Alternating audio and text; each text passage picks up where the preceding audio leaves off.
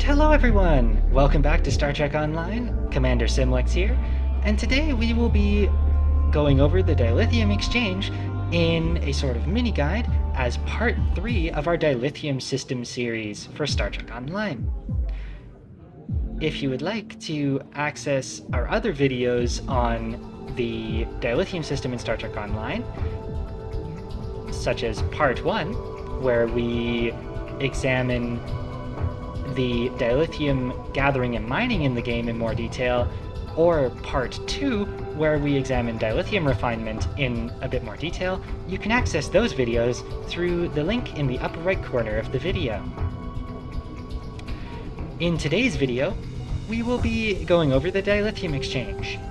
This system allows for the exchange of premium currencies in the game in the form of Zenstore/C-Store points for dilithium, or dilithium for Zenstore/C-Store points.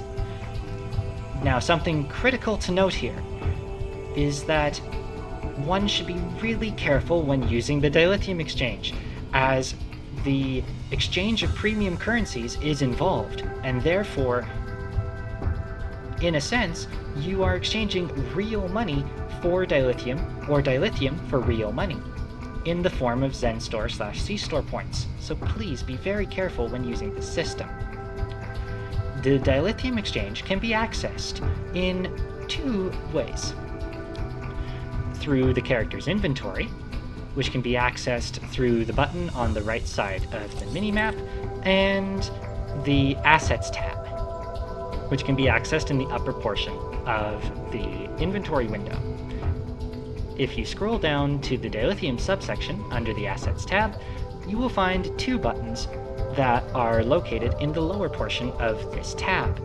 One for the store, which brings you to the Dilithium store in the game to purchase hanger pads or certain kit modules and the like. And then another button labeled Exchange. This button will put you into the Dilithium Exchange window. Another way, if you would prefer to access the Dilithium Exchange without going into your inventory, is to access it through this drop-down in the lower right portion of the minimap. If you hit this drop-down arrow, there is a direct link to the Dilithium Exchange there as well. Once you are in the Dilithium Exchange window, there are several things that are visible. You have the top offers to sell in the upper left corner of the window. Now this changes to top offers to buy in the Sell Zen tab, and the upper right has your outstanding offers if they haven't been fulfilled yet.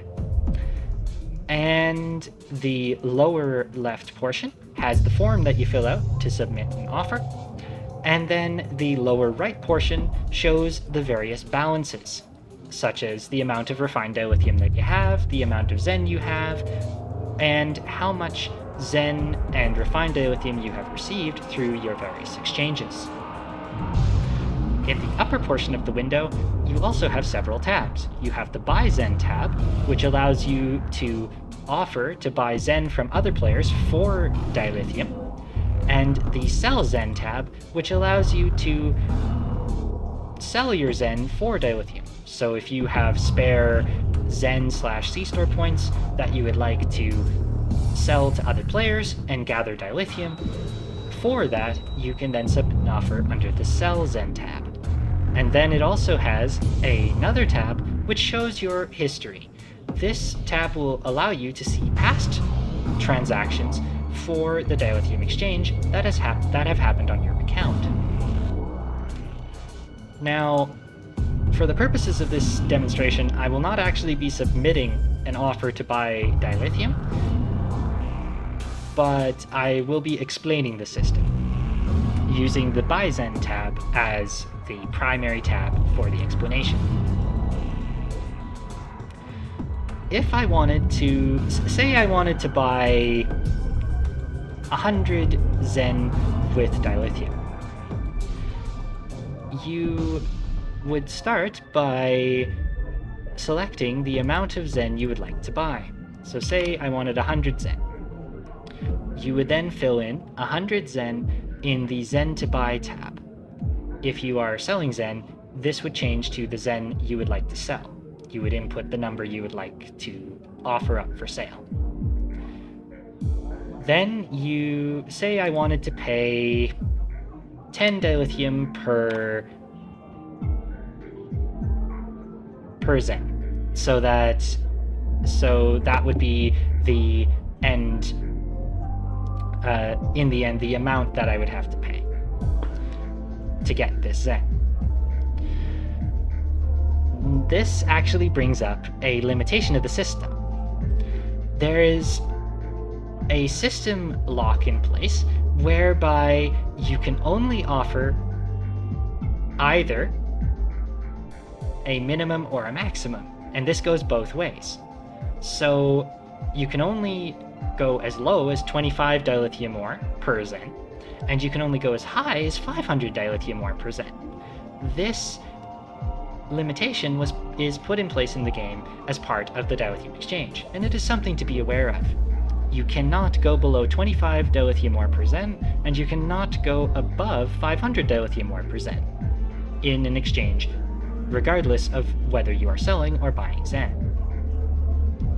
So since I put in 10, it throws up an error, whereby it says it has to be between 25 and 500. So with that in mind, I will put in the lowest amount possible, 25, for the purposes of this demonstration. Once you have filled in the form, you will then see the amount of Zen you are wanting to buy or sell, the amount of dilithium you wish to receive or pay in terms of per Zen point, and then the total dilithium you will sell or buy.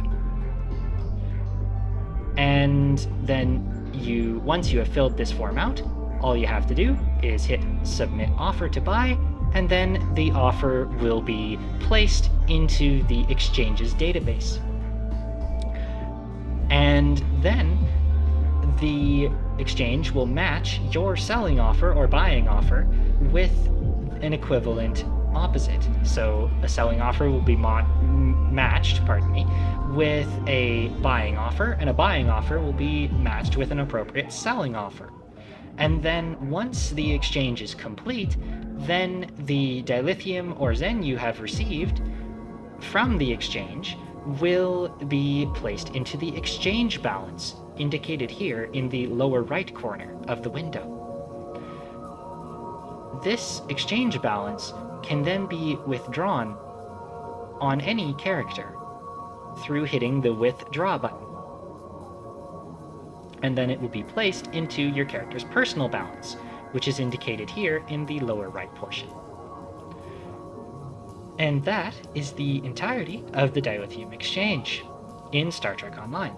This system is a good way to get dilithium really, really quickly, as it is a direct exchange of Zen/C store points for refined dilithium.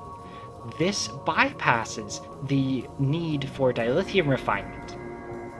However, I will fall short of recommending this because it does use real money. So you are needing to exchange premium currencies in the game in the form of Zen and C-store points, which cost real money, for dilithium through this exchange.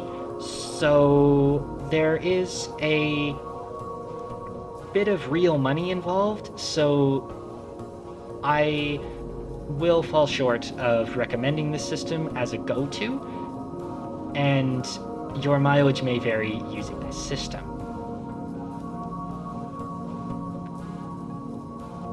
However, with that said, if you are a lifetime membership holder in Star Trek Online, there is a little perk that is attached to a lifetime membership that may make this system a little bit more useful for dilithium gathering, and that is the stipend that lifetime members receive. I realize this is a little bit of an aside, but bear with me. Lifetime members get 500 Zen per month as part of their membership, and this equates to 500 Zen. This Zen can build up over time, and you can purchase ships with it, or purchase costumes with it, or various other pieces of C-Store/Zen Store stuff. But at the same time, you can also use it within the Dilithium Exchange to purchase dilithium.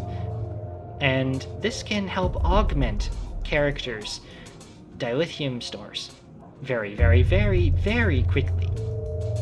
However, once again, I cannot stress this enough.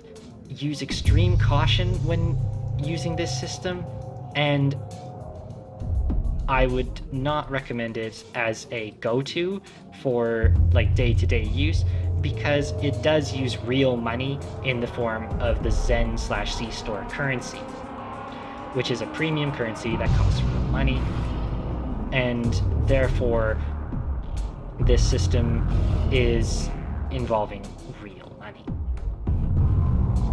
With that said, though, the system can also be useful in the opposite fashion. If you are wanting to buy a Zen Store/C-Store ship, and you have tons of dilithium in your cargo holds, you can then use it to purchase Zen/C-Store points, which you can then put towards that ship you want. So there are benefits and drawbacks to this system. I hope that this video has been informative and will be helpful. And please like and subscribe to the channel, as it greatly helps the channel grow. And I will see everybody in the next video. Commander Simlex, out.